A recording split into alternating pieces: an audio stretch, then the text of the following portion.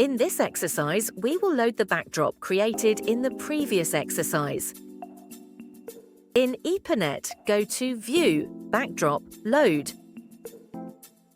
In the dialog box, load the BMP backdrop image you created in the previous exercise.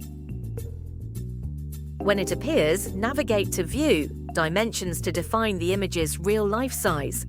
Note that it spans 6 by 4 squares, equivalent to 6 by 4 kilometers. Enter the coordinates as follows. Lower left, 0, 0, and upper right, 6,000, 4,000, and set the units to meters.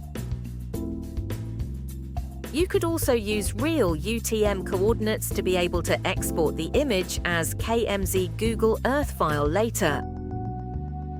To verify, place the cursor on a cross between grid lines or in the upper right corner of the image and look at the XY coordinates displayed. It is completely normal to be several meters off, but the numbers should approximately match those introduced in dimensions.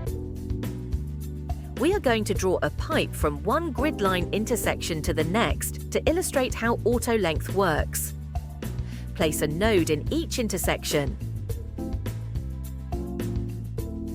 Then go to the bottom left corner, click on Auto Length Off and select Auto Length On. Draw the pipe.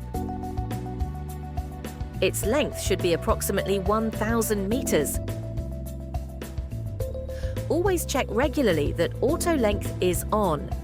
EPANET has no undo button. You don't want to realize halfway through that you have to redraw the network.